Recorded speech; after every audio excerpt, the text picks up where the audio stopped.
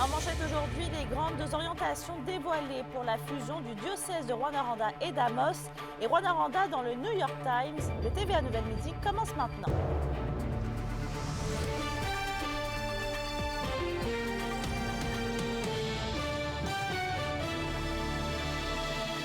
Bonjour tout le monde et merci d'être avec nous. Les diocèses de Rwanda et d'Amos devraient fusionner au courant de l'année 2025. Un comité chargé de consulter les membres des deux diocèses a dévoilé récemment un rapport avec les grandes orientations quant au futur fonctionnement. Et on parle notamment de l'emplacement de la cathédrale principale et du siège épiscopal. Rwanda devrait donc obtenir le siège de l'évêque et Amos la cathédrale. Et quant aux évêchés, eh bien, il est actuellement privilégié de déplacer ceux des deux villes, le diocèse ayant l'intention de mettre en vente les évêchés existants. On rappelle que le départ à la retraite de l'évêque d'Amos l'an dernier et la baisse du nombre de fidèles avaient motivé les deux diocèses à envisager un regroupement.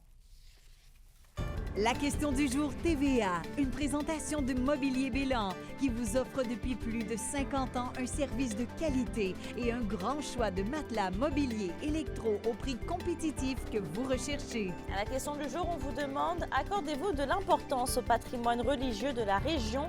Pour voter et commenter, rendez-vous au tva.abitibi.ca.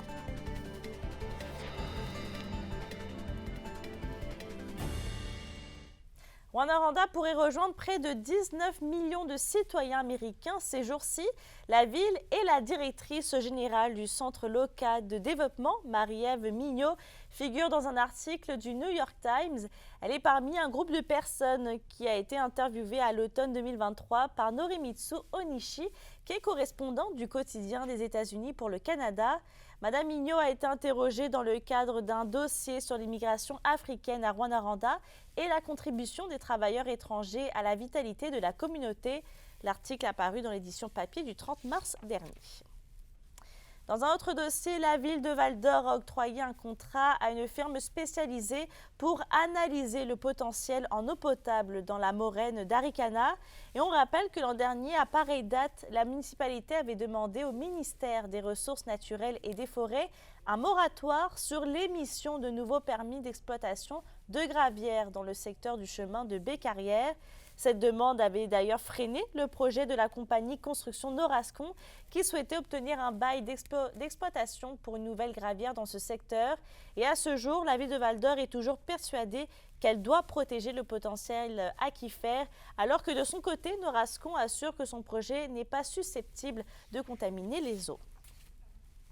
On se déplace en Abitibi-Ouest maintenant. Alors que l'été approche, Sainte-Germaine-Boulay se voit dans l'obligation d'annuler son camp de jour faute de moniteurs.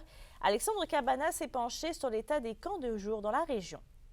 Il faut juste espérer qu'à un moment donné, il y a peut-être un retour de la disponibilité de la main-d'œuvre, mais je pense que c'est une nouvelle réalité.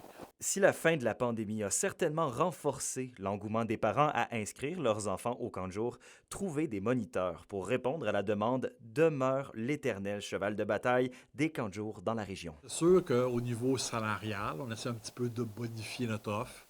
En même temps, on ne peut pas être compétitif avec tous les emplois, là. Je pense que peut-être que l'offre est plus grande qu'avant, probablement qu'ils ont plus de possibilités d'emploi, puis peut-être que ce n'est pas nécessairement la recherche qu'ils font en premier lieu. La ville de La Sarre se dit prête à accueillir les enfants de Sainte-Germaine-Boulay, un rôle d'accueil qui allait de soi pour eux. On sait par expérience qu'on devrait être capable d'accepter tout le monde. Et c'est un projet qui est déficitaire. Donc. Mais après ça, comme on est une ville-centre, de rejoindre l'ensemble des gens d'Abitibi-Ouest qui, eux, n'ont pas de camp de jour. Il y en a qui en ont, tant mieux. Mais ceux qui n'en ont pas peuvent venir s'inscrire chez nous et on pense pouvoir accepter tout le monde. Tous les intervenants s'entendent, une des clés réside certainement dans la rétention des monitrices et moniteurs. On travaille beaucoup l'attractivité, mais surtout la rétention du personnel par rapport à la reconnaissance, comment ils sont épaulés, comment on peut les outiller adéquatement, puis qu'ils arrivent à se réaliser chez nous. Au niveau des horaires, on a joué avec la durée du camp de jour pour satisfaire nos animateurs. Et oui, on est beaucoup à l'écoute de notre personnel parce qu'on veut que le personnel aussi soit heureux. Il y a aussi la possibilité d'arriver avec un ami aussi, si tu veux travailler avec ton ami entre camps de jour, là, c'est vraiment un emploi, c'est ça, là, pour s'amuser avec tes collègues et aussi avec les enfants. Le camp privé Technosciences de Rouyn-Noranda a dû revoir son modèle d'opération en 2022, mais nous a annoncé déjà prévoir reprendre ses activités avec plus d'ampleur. Décidément, les camps de jour ont la cote. C'est pas du tout en mauvaise santé. Je pense que justement, là, les jeunes, ils sont encore très intéressés, les parents aussi, à trouver des activités stimulantes pour leurs enfants. Alexandre Cabana pour RNC Nouvelles. En politique, le porte-parole du Parti libéral du Québec, responsable de la région de l'Abitibi-Témiscamingue, André Fortin, poursuit sa visite aujourd'hui dans la région. Hier, il était à Rouyn-Noranda pour parler des besoins en santé et en agriculture. Kimberly Hall. Ce qu'on voulait faire aujourd'hui, c'est d'essayer de prendre le pouls, d'essayer de comprendre la réalité, de comprendre les demandes du milieu de la région ici. Je vous avoue qu'on n'entend pas parler assez de l'Abitibi, du Témiscamingue à Québec. C'est une région qui est loin du pouvoir, qui est loin de Québec, puis ces enjeux sont très peu discutés. Mais pourtant, ils sont tellement différents que si on veut donner une réponse positive aux demandes des gens ici, bien, il faut être en mesure de les comprendre, de les entendre, puis de trouver la meilleure façon possible de les amener à Québec. Ce matin, justement, vous parliez à plusieurs membres de l'UPA. Comment ça a été, les discussions avec eux? Très productive, je vous avoue.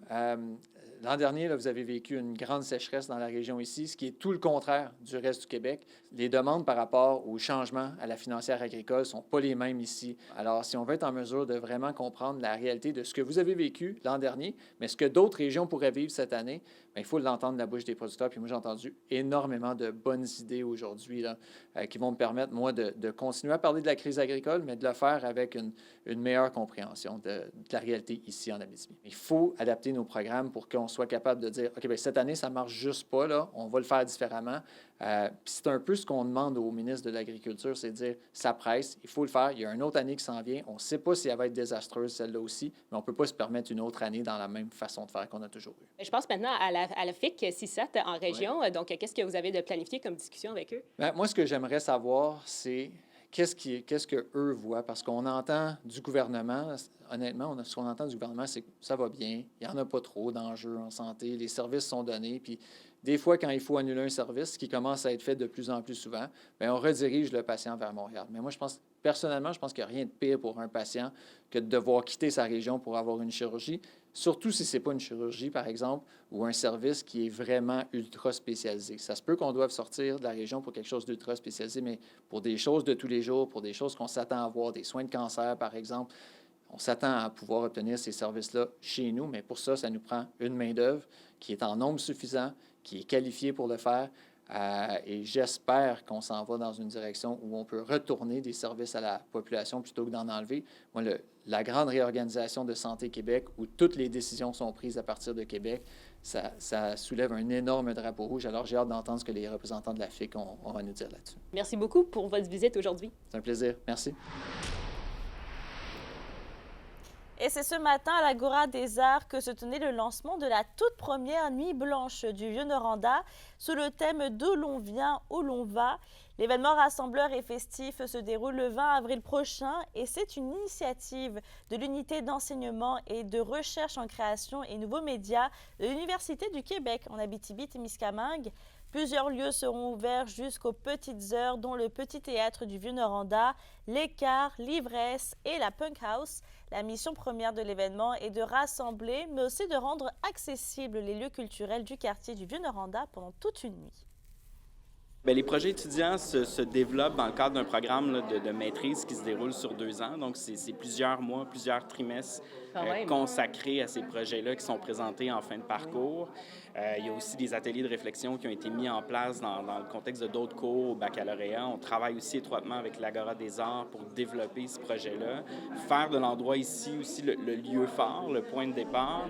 Puis évidemment, là, on a réussi à rallier des intervenants du milieu culturel pour avoir une grande programmation à l'échelle du quartier. Donc, c'est vraiment un projet d'équipe, un projet de quartier. C'est ce soir en formule 5 à 7 festif que le café-bar L'Abstracto de Rouyn-Noranda célèbre son 30e anniversaire. DJ Garanti et DJ Petit Papillon seront sur place dès 16h, sans oublier les épicuriens qui seront servis avec de nombreux breuvages et grignotines pour tous. Dans les séries, les Olympiques de Gatineau n'ont pas dit leur dernier mot et s'imposent sur les Huskies par la marque de 5-2. Ce match présenté hier soir à Gatineau était le 3e des séries de la LHMQ. Seuls Thomas Verdon et André Lochko de la Meute ont su trouver le fond du filet en première et en deuxième période. Bill Zonon a aussi réussi à récolter un 5e point en 3 rencontres. Le prochain affrontement entre les deux équipes est ce soir à 19h, toujours du côté du centre Slush Puppy. Et toujours dans la LHMQ, les Foreurs de Val-d'Or solidifient le personnel technique de leur organisation. La thérapeute sportive Gaëlle Bergeron ainsi que le gérant d'équipement Dominique Baudet signent un nouveau contrat de 2 ans avec l'équipe sportive. Et c'est l'entraîneur-chef et directeur général Maxime Desruisseaux qui en a fait l'annonce. Selon la direction, leur professionnalisme et leur souci du détail permettent à tous les joueurs de performer et d'être dans un environnement sécuritaire. Et on reste au hockey. Les inscriptions au pré-camp des Forestiers d'Amos et des Citadelles de Rouyn-Noranda sont ouvertes. Présenté sous forme de clinique de hockey, le pré-camp se tiendra du vendredi 26 avril au dimanche 28 avril au complexe sportif d'Amos. Les joueurs sélectionnés suite à l'événement pourront par la suite participer au camp de la Ligue M18 AAA qui débute le 2 mai prochain.